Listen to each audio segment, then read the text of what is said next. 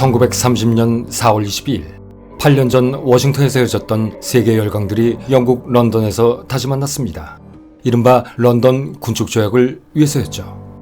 1922년 발효된 워싱턴 해군 군축조약. 이 조약으로 당시까지 유효했던 해전의 패러다임은 모두 바뀌었습니다. 이전까지는 스즈마 해전과 유트란트 해전으로 대표되는 거함 거포주에 따라 건조된 전함으로 전쟁의 승패를 결정짓는다는 함대 결전 사상이 해전의 기본 교리였습니다. 그러나 워싱턴 체제가 완성되고 조약국들의 해군이 휴일에 들어오게 되면서 이런 하드코어적인 전술은 더 이상 쓰기 어렵게 되었고, 이에 조약국들은 그나마 가지고 있는 함정들로 전력을 극대화할 수 있는 다른 방법을 찾기 시작합니다. 그리고 그 선두에는 꼼수의 달인 일본이 있었죠. 사실 워싱턴 군축조약에는 마음만 먹는다면 얼마든지 꼼수를 부릴 수 있는 허술한 구멍이 여러 군데 있었습니다. 예를 들어 일본은 워싱턴 조약이 체결되고 1년 후인 1923년 사세보 조선소에서 3,000톤급의 경순함 유바리를 기공했는데, 이 함은 3,000톤급의 선체에 5,000톤급의 무장을 우겨넣는 등 거의 신기에 가까운 조함술로 세계의 주목을 받기도 했었습니다. 용케도 구축함급의 선체에 순영함급의 무장을 탑재시킨 것이죠. 이른바 조약형 함선의 탄생이었습니다. 이는 나름 미국과 영국과의 전력차를 메꾸는 유용한 해법이라고 인정되었고, 이후 일본은 미국과 영국보다 거주성과 속도는 최악 중의 최악이었으나 화력면에서는 월등히 우수한 조약형 함선을 계속해서 건조해 나가기 시작했습니다. 급기야 이는 각 조약국으로 유행처럼 번지기 시작하죠. 그리고 이때부터 워싱턴 체제로 완벽하게 묶어놓았던 주력전함, 순양전함, 항공모함들은 어찌해볼 수는 없었지만 조약의 틈, 즉 1만 톤급 이하의 보점에 대해서는 별다른 제약이 없다는 점을 이용해 또 다른 방식의 건함 경쟁이 일어나기 시작합니다. 인간이 같은 종인 인간을 죽이려 애를 쓰는 짐승보다도 더한 약육강식의 처절함, 도대체 그것은 한도 끝도 없는 것일까요? 어쨌든 이에 워싱턴 해군 군축조약이 체결되는 바람에 도쿄에서 건조 중이던 신규 함선들을 모두 고철로 스크랩시키는 것이 아까웠던 조약국들은 이것들을 개장해 항공모함도 전함도 아닌 요성한 형태의 함선들로 만들기 시작합니다. 이는 최대 배수량을 1만 톤 이하로만 유지한다면 건조가 가능하다는 앞서 말한 조약의 틈, 바로 그것 때문이었죠. 다시 말해 배수량 1만 톤 이하라면 항공모함도 순양함도 혹은 전함도 기타 보조함들과 마찬가지로 모든 규제 조항에서 자유로울 수도 있었기 때문이었습니다. 그래서 이렇게 만들어진 물건들을 우리는 조약형 전함, 조약형 항공모함, 조약형 순양함이라고 부릅니다. 그리고 앞서 언급했던 함대 결전사상이라는 기존 교류 실행이 애매해지자 이때부터 각 조약국들은 다른 전술 교류의 개발에도 박차를 가게 됩니다. 그것이 바로 3차원적 공격 개념이 시도된 항공모함 전술에 대한 고찰이었죠. 더구나 이때부터 본격적으로 발전하기 시작한 항공기는 이런 연구에 더욱 불을 붙이기 시작합니다. 하지만 이 당시 항공기는 아직 초보적이었기에 그 쓰임새야 고작 항공 정찰과 포격 관측 정도에 지나지 않았습니다. 그러나 항공기는 그 발전 가능성이 무궁무진한 그야말로 혁신적인 무기체계였죠. 그러다 보니 지금까지 함포의 힘에 좌우됐던 면에 의한 전장의 교류도 항공기가 주역이 되는 공간에 대한 교류로 점차 바뀔 것이라는 의견에 힘이 실리기 시작합니다. 물론 그 후로 적지 않은 시간이 걸리지만 말이죠. 어쨌든 더 이상 거대 주력 전함을 건조할 수 없게 된 상황에서 새로운 시대의 흐름은 항공모함 전술을 대안적 전술이 아닌 공식적인 전술로 굳어지게 만듭니다. 이때 이런 흐름에 맞춰 만들어진 물건이 바로 세계 최초의 항공모함 1만 3,000톤급의 미국의 랭글리와 7,000톤급의 일본의 호쇼였습니다. 참고로 일본 해군은 그 어느 나라보다도 항공모함 건조 및 전술의 연구, 파일럿의 양성에 열심인 나라였습니다. 여기에 더해 중일 전쟁의 참가 등으로 실전 경험까지 풍부했었죠. 이렇듯 태평양 전쟁 초기 가장 노련한 함재기 조종사와 정비사, 준수한 성능의 항공모함과 그에 관한 각종 전술 교류를 보유한 국가는 일본이었던 것입니다.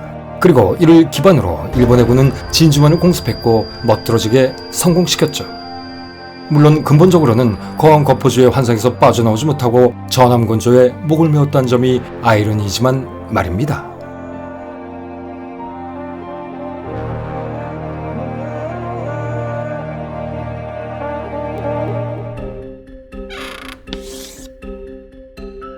앞서 언급한 대로 당시 워싱턴 체제하에서는 1만 톤 이하의 보조함에 대해서는 제한이 없다시피 했기 때문에 조약국들은 순양함과 구축함 같은 보조함정들의 건조에 박차를 가하고 있었습니다. 물론 기존 배수량 1만 톤, 함포 규정 8인치라는 제한이 존재하긴 했었지만 총 배수량에 관한 제한이 없었던 것입니다. 그러기에 이 규정 하나만 들어간다면 얼마든지 배를 건조할 수 있었던 것이죠. 결국 이 때문에 1920년대 중반 이후부터는 순양함으로 대표되는 보조함의 건조 문제가 심각한 과열 양상으로 번지게 되면서 새로운 화두로 대두되기 시작합니다. 이대로 가다가는 워싱턴 해군 군축조약의 실효성이 사라질지 모른다는 우려가 생겨나기 시작한 것이죠. 그러자 이것들도 규제해야 한다는 의견이 모아지기 시작했고, 이에 먼저 미국과 영국이 의견을 같이 하고 1930년 4월 22일 이번에는 영국 런던에서 보조 함정에 대한 본격적인 회담을 열기로 합니다. 그렇다면 이번에도 협상 초기의 기본 구상 단계에서부터 소요됐던 일본의 입장은 어땠을까요?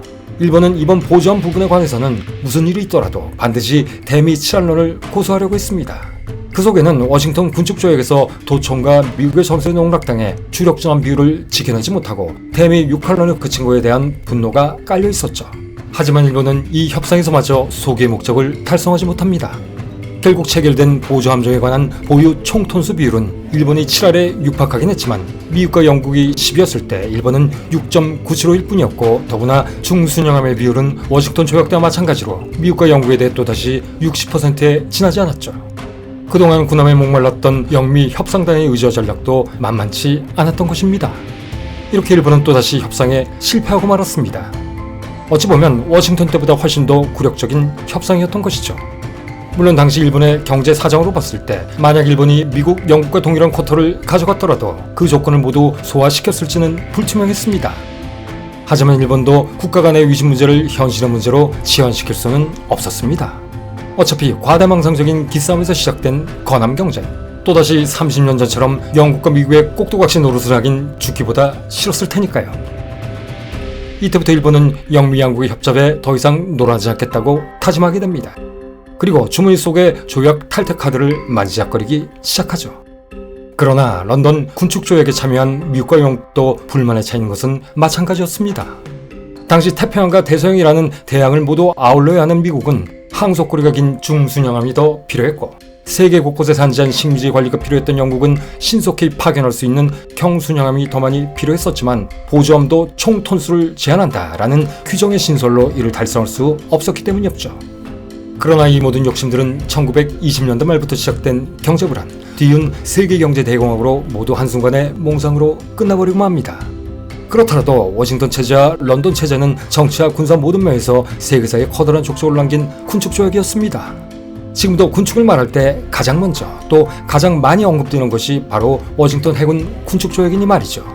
그것은 가장 성공적인 군축조약이었고, 전세계 해군의 유일이라는 신조어를 안겨준 그야말로 실효성 높은 군축조약이었기 때문입니다. 그리고 이 조약으로 파생된 정치적 성과 역시 만만치 않았죠. 군국주의 일본의 발목에 족쇄를 채워 10년 가까이 일본의 팽창 야욕을 효과적으로 억제시켰기 때문입니다.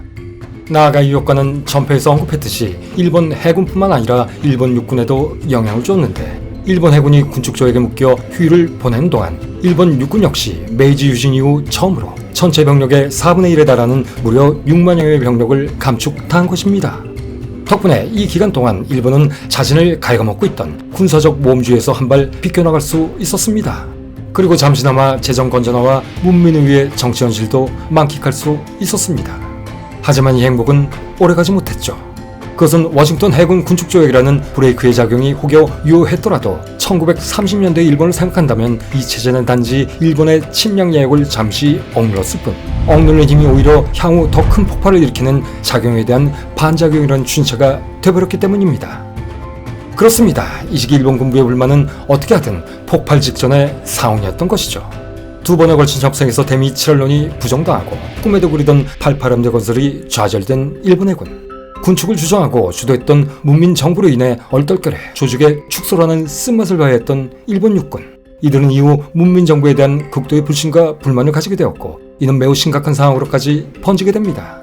청년 장교들을 중심으로 메이지 유신은 끝났다, 이제 쇼와 유신을 단행할 때다 라는 말이 서슴지 않게 나오기 시작한 것입니다. 일본 정치의 아이콘이 돼버린 군부 쿠데타. 이때부터 일본군은 쿠데타의 망령이 항상 존재하는 근본 없는 군대가 돼버리고 만 것이죠. 그리고 때맞춰 중국의 정세도 심상치 않게 돌아가기 시작했습니다. 1928년 장제스의 주도에 통합된 중국 국민당은 민족주의를 슬로건으로 걸고 북보를 단행하기 시작했고, 이에 중국 대륙 전체가 꿈틀거리기 시작한 것입니다. 그리고 이는 일본에게 매우 심각한 위협으로 다가오죠. 중원을 통일한 중국의 다음 목표는 바로 만주일 것이 분명했기 때문이었으니까요. 그동안 일본이 공들여왔던 중국 진출의 꿈이 모든 물거품이 될 수도 있는 것이었습니다. 또한 같은 시기에 무너진 줄 알았던 러시아 역시 소비에트의 연방이라는 이름으로 재건되기 시작했고, 그들 역시 만주에 대한 자신의 세력권을 회복하려 했습니다. 여기에다 세계대전 후 활황하던 경제의 거품까지 꺼져버리자 일본 경제는 맥없이 주저앉아버리고 말았습니다. 이에 변변한 식민지가 없던 관계로 물건을 팔 시장이 없어 전전긍긍하던 일본 입장에서는 새로운 기회의 땅 만주가 반드시 필요하게 된 것이죠. 그 암흑의 시대, 식민지를 착취해서 자신의 이기심을 채우던 부도덕한 시대, 그 시대 일본은 그야말로 새로운 악의 축이 된 것입니다. 그리고 1929년 10월 24일 검은 화요일로 불리우는 월스트리트 대폭락으로 시작된 미국발 대공황까지 터지게 되자 일본은 더 이상 참을 수 없게 됐고, 결국 1931년 9월 18일 만주를 침공합니다. 이에 가까스로 평화를 지탱해주던 워싱턴 체제마저 와해되기 시작하죠. 이렇듯 마지막 남은 전쟁의 안전장치까지 없어지게 되자 결국 인류는 또 다른 아마겟돈 제2차 세계대전의 먹구름 속으로 들어가게 됩니다. 그러나 이번에는 제1차 세계대전과는 완전히 차원이 다른 유럽에서 또 아시아에서도 지옥문이 열리게 되죠. 하지만 당시 일본과 독일은 이것이야말로 자신들의 세상이 도래한 것이라고 여겼을 것입니다.